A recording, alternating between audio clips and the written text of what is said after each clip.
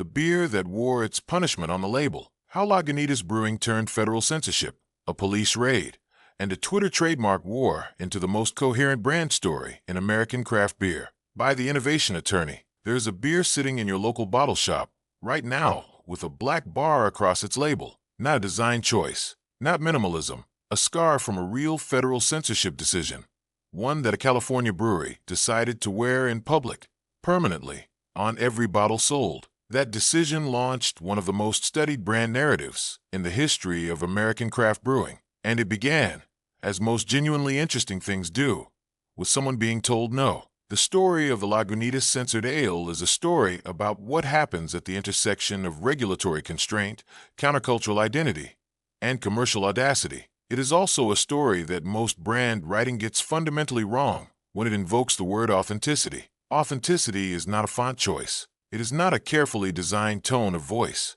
It is what you do when the government rejects your label, and you have to decide whether to quietly rename the product or put the rejection itself on the bottle. Lagunitas put it on the bottle. The beginning, a home brewer, a dog, and a city called Petaluma. Tony Magee received a home brewing kit as a Christmas gift in 1992 and founded Lagunitas Brewing Company in 1993 in the small coastal California community of Lagunitas.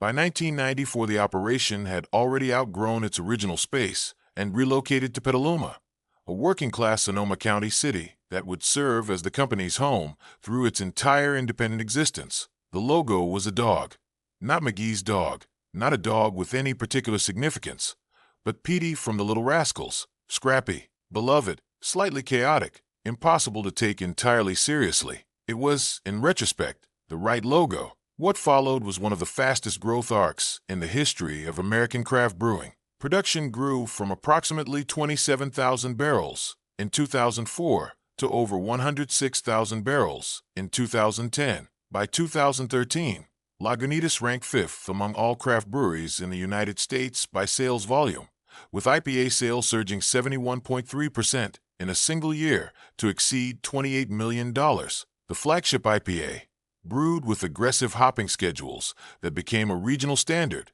drove most of that growth. But the beer that made people pay attention to the brand was not the IPA. It was a copper ale with a black bar across its label and no visible name. The rejection, what federal regulators would not approve. Federal alcohol labeling in the United States is governed by the Certificate of Label Approval process, administered by the Alcohol and Tobacco Tax and Trade Bureau, TTB, successor to the Bureau of Alcohol, Tobacco, Firearms, and Explosives, ATF, for alcohol licensing purposes. No beer can be sold across state lines without TTB approval of the label. And TTB regulations under 27 CFR Part 5 expressly prohibit labels that reference controlled substances, use drug slang, or imply psychoactive effects. These prohibitions apply regardless of whether the product actually contains any such substance. They apply to words, images, and slang. Magee developed a beer under the name Chronic, which is well-established slang for high-quality cannabis. The ATF declined to approve the label. This outcome was legally predictable and entirely consistent with the regulatory framework. What happened next was not predictable at all. Magee renamed the product Censored. He designed a label that placed a black redaction bar across the location where the original name would have appeared. The label copy he wrote reads, "Life is uncertain. Don't sip." The beer itself, a 6.75% ABV copper ale with caramel malt character, molasses notes, and a clean hop finish, is by any reasonable assessment a very good beer. But the label is the reason the beer is still discussed decades after its release. The label took the government's rejection and made it the product's most prominent feature. The rejection was not hidden. It was the advertisement, the architecture of adversarial branding. What Lagunitas was doing with the censored ale belongs to a category that marketing academics have studied under the label of negative or adversarial branding, the practice of converting institutional resistance, regulatory constraint, or commercial conflict into a source of brand differentiation. Research from the Geese College of Business at the University of Illinois has found that negative branding resonates significantly more strongly with craft beer consumers than positive branding, as measured by product reviews and ratings. The underlying mechanism is identity confirmation.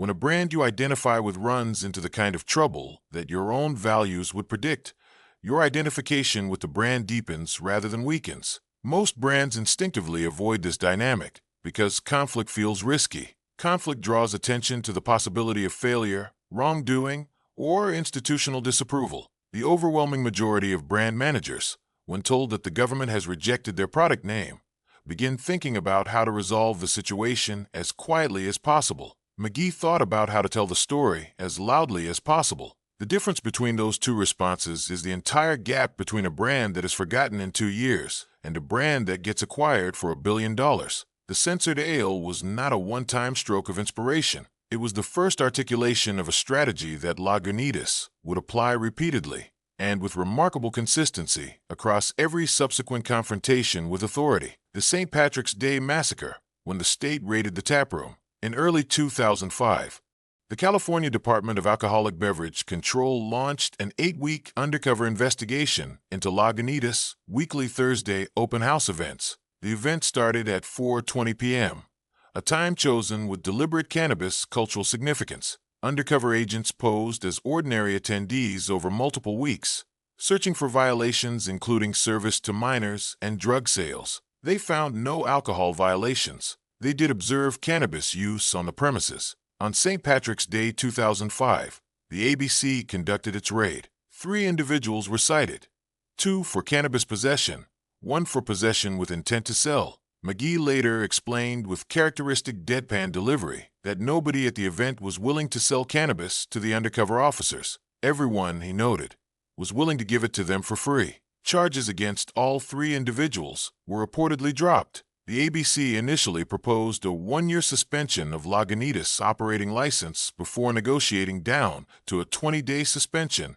and 1 year of probation. Lagunitas memorialized the episode in a beer called Undercover Investigation Shutdown Ale, an American strong ale at 9.6% ABV. The label copy, written by Magee, explicitly recounts the story of the St. Patrick's Day massacre and the 20-day suspension. It closes with the words, "Whatever, we're still here." The final irony, which the source essay correctly identifies as one of the most structurally perfect moments in the entire Lagunitas narrative, is that the California ABC was required by state law to approve this label before the product could be sold. The agency that conducted the sting had to stamp its own humiliation before Lagunitas could put it on the shelf. The Waldos, 420, and the brewery that made them famous. The term 420 originated in 1971 among a group of 5 students at San Rafael High School in Marin County who called themselves the Waldos. The group coined the term as a private code for meeting at the school's Louis Pasteur statue at 4:20 p.m. to search for an abandoned cannabis crop at Point Reyes. The code passed through their connections to the social circle surrounding the Grateful Dead, spread through the Deadhead community, and eventually became a globally recognized cannabis cultural marker. The Waldos origin story is treated as authoritative by cannabis historians, major news organizations, including Rolling Stone and PBS NewsHour, and the Waldos own documentation at 420waldos.com. Lagunitas developed an annual collaboration with the Waldos themselves, releasing the Waldos Special Ale each year on April 20th. The beer, developed as a triple IPA with hops chosen by the Waldos for their dank and resinous character, was not merely a marketing exercise. It was a direct collaboration with the people who coined the language that Lagunitas had spent years embedding into its brand identity. The brewery that had been building its countercultural credibility on cannabis references was now literally co-creating products with the people who started it all. The Twitter trademark war.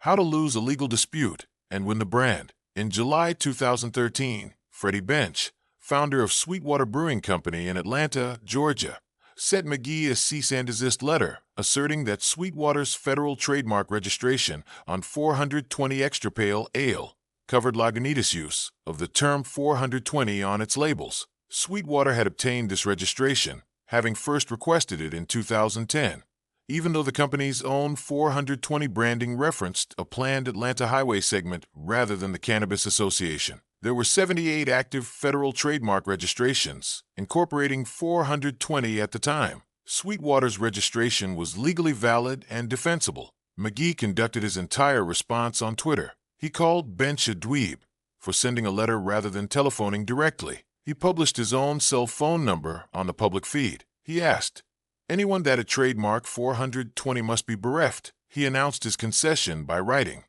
"Good news is, I'll let you have the 420 thing." He noted that Lagunitas had outgrown the term anyway. He signed off, "Long live the Waldos." Bench declined to comment. Sweetwater released a written statement saying only that it was not their style to discuss these issues publicly. Legally, Sweetwater won. Culturally, Sweetwater did not come out well.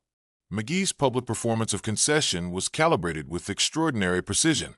He acknowledged the legal reality, framed his retreat as voluntary rather than compelled, and elevated the Waldos, the authentic cultural originators of the term, as the real winners. The side that enforced its intellectual property rights ended up appearing corporate and defensive. The side that lost the trademark dispute appeared more countercultural than ever. This is the most sophisticated maneuver in the entire Lagunitas brand playbook, and it was conducted in real time on a public social media feed. The acquisition and the question that remains. In September 2015, Heineken International acquired a 50% stake in Lagunitas, immediately disqualifying the brewery from the Brewers Association's definition of an independent craft brewery. In 2017, Heineken completed its acquisition of the remaining stake in a deal reported to be worth approximately $1 billion in total. Magee remained as CEO and took on a global craft director role for Heineken. Lagunitas became Heineken's designated platform for global craft expansion.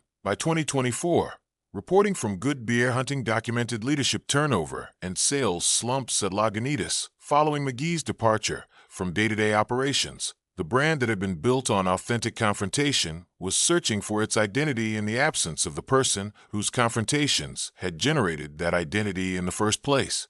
The censored ale is still on shelves. The black bar is still there. But the institutional conditions that produced the genuine conflicts behind the label no longer exist at Lagunitas in the same way. This is the hardest question the Lagunitas story poses.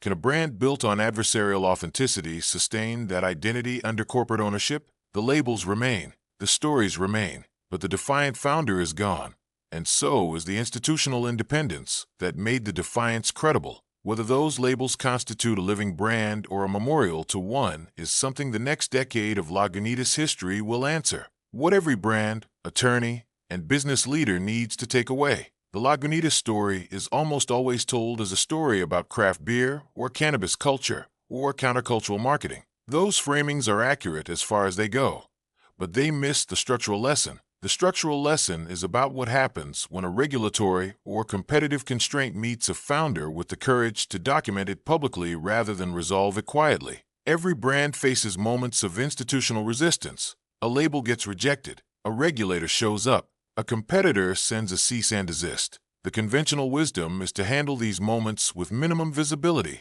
maximum legal efficiency, and rapid forward movement. The Lagunitas approach was the opposite. Treat the resistance as proof of character. Put it on the label. Invite your audience into the confrontation.